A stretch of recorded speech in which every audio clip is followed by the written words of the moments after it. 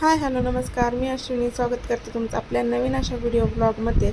तर आज आहे ना 15 दिवसाचा सुट्टी संपून आम्हाला जायचं होतं, म्हणजे मला जायचं होतं सासरी. पण सासरी जाण्याआधी ना छोटासा एक कार्यक्रम माहेरी आहे. काय आहे हे तुम्हाला पुढे व्हिडिओमध्ये पाहायलाच मिळेल.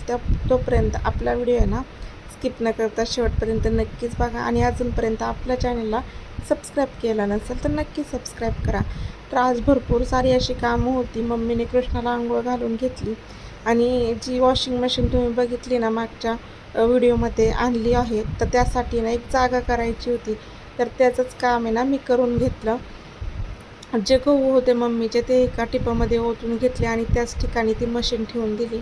आता हे जे पापड आहेत ना ते आम्ही कंपनीतून आणले होते, म्हणजे घरी नव्हते केले, कंपनीतूनच आणले होते. तर ते थोडेफार आहेत ना वाळवावे लागतात. तर मम्मी म्हटली तुला जेवढे पापड न्यायचे आहेत ना तेवढे वाळवून घे, कारण की 5 किलो पापड घेतले होते. मग मी त्यातले 2 ते 3 किलो पापड आहे ना छान असे वाळवून घेतले. अगदी 10 मिनटंच ते ठेवायचे असतात, पण त्याचा वाळत घालायचा आणि उचलायचा कुटाणा जास्त असतं. त्यानंतर ना आम्ही दोघी ना स्वयंपाकाला लागलो. घरातली तर सगळी काही कामं आवरलीच होती. उशिराच म्हणजे जेवण तर उशिराच होतं. आजचा कार्यक्रम काय आहे ते सांगतेच. तर आज होतं धोंडे जेवण. नक्कीच तुम्हाला व्हिडिओ आहे ना माझा 1 आठवडा लेटने येत आहे. तर आज कंप्लीट 1 आठवडा झाला त्यासाठी, म्हणजे धोंडे जेवण केलेला. तर आता ना घरातली सगळी कामं उरकून घेतली आणि त्यानंतरच आम्ही ना निवांत स्वयंपाकाला लागलो होतो. 1 किलो डाळ घातली होती. आता दोघींनी मिळून ना पटकन असा स्वयंपाक करून घेतला. आणि त्यातल्या त्यात म्हणजे ना स्वयंपाकासोबत आम्हाला अनारसेसुद्धा करायचे होते, कारण की धोंड्याचा महिना हा काय 3 वर्षातून एकदा येतो आणि तो अगदी पवित्र असा मानला जातो. त्यासाठीच जावयाला जेवण वगैरे केलं जातं आणि त्यानंतर आहे ना ब्राह्मणांना सुद्धा दान दिलं जातं. तर हा धोंड्याचा महिना तर पूर्वीपासूनच चालत आलेला आहे की जावयांना जेवायला बोलवायचं, देवाला नैवेद्य वगैरे दाखवायचे. पण आता आहे ना वेगळ्या पद्धतीने तो साजरा केला जातो. कसं झालं आहे ना, पूर्वीची लोकं आणि आत्ताची यात खूप असा फरक झालेला आहे. जसा जमाना बदलत जाईल ना तसतशी लोकं पण बदलत आहेत. तर आता त्यांच्यासोबत तर आपल्याला चालायलाच लागतं. तर मी पण छोटंसं डेकोरेशन केलं होतं. तर काय ते तुम्हाला तर पुढे पाहायला मिळेलच. त्याआधी आहे ना आम्ही पटकन असा स्वयंपाक करून घेतला. आता स्वयंपाकासोबत आहे ना मम्मीला बाकीची पण बरीचशी कामं होती, जसं की आपलं जे वडापावचा स्टॉल आहे ना त्याची पण तयारी तिला करून घ्यायची होती. तर जसं जमेल तसं मी पण तिला मदत केली, कारण की कृष्ण आहे ना आता छान असा रुळला होता. त्याचा त्रास द्यायचा काही नाही, फक्त तो आहे ना इतकी उचापत्या करतो की असं वाटतं त्याला घेऊन बसलेलं बरं. एक ना एक काम तो वाढवतच असतो. तर आता मी आमटीला फोडणी दिली होती आणि त्यानंतर आहे ना तळण जे आहे ते करून घ्यायचं होतं. फक्त आहे ना कुरडे वगैरे आधी तळून घेतली आणि त्यानंतर म्हटलं गरमागरम धोंडे आणि भजी थोड्या वेळाने म्हणजेच संध्याकाळच्या टायमिंगला करून घ्यावी, कारण की आम्ही स्वयंपाकाला लवकरच लागलो होतो आणि जेवायला येणार होते ते दुपारी, म्हणजे संध्याकाळीच येणार होते 5-6 वाजता. त्याच्यामुळे मग त्याच वेळेस आहे ना भजी पण तळून घेतली. आता या इकडे मम्मी अनारशाची तयारी करत होती. हे जे पीठ आहे ना ते मावशीने दिलं होतं, तर तेच अनारसे या इकडे मी करून घेतले. तर अनारसे करायचे होते 33-33 असं देतात असं ना.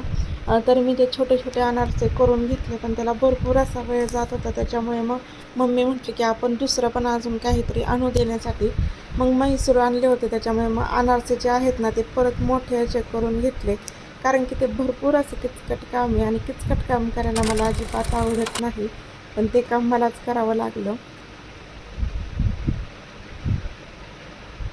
तर मम्मीने नंतर पोळ्या पण करून घेतल्या. कसं आहे, पाहुणे जर आले ना मग त्यांच्यासोबत थोडंसं बोलायला बसायला पण लागतं. जर ते आले आणि आपण आपल्याच कामात असलो ना की ते बरोबर वाटत नाही. त्याच्यामुळे मग ती म्हटली की थोड्याशा पोळ्या करून घेते आणि राहिलेल्या परत गरमागरम पोळ्या परत करता येतील.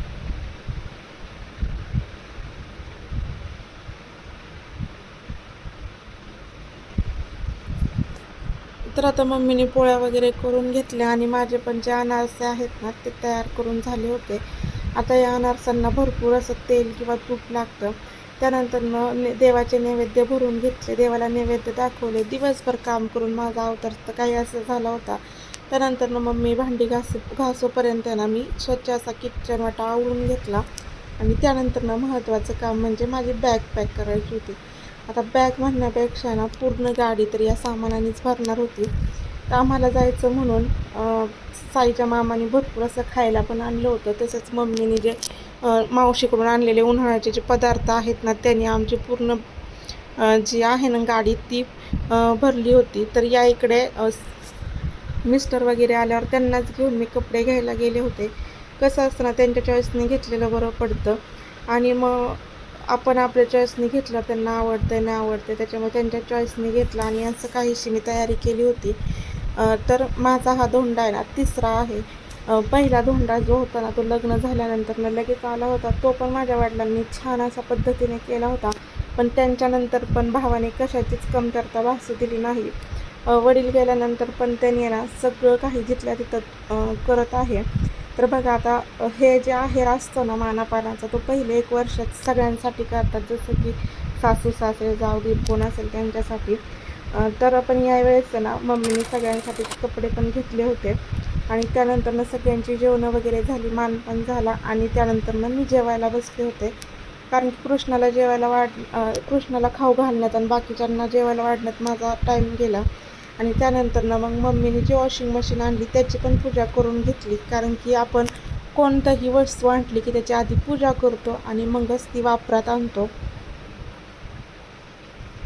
तर आता छान अशी पूजा करून घेतली. आता तुम्हाला सगळे जे फोटो किंवा व्हिडिओ आहेत ना ते एका रीलमध्ये तुम्हाला पाहायला मिळतील. मी ही रील ना आधी पण आपल्या चॅनलवर अपलोड केलेली आहे. तर असा छोटासा व्हिडिओ होता. तुम्हाला जर आवडला असेल ना तर नक्कीच आपलं चॅनल लाईक करा, शेअर करा आणि सबस्क्राईब करायला मात्र विसरू नका. व्हिडिओ पाहिल्याबद्दल धन्यवाद.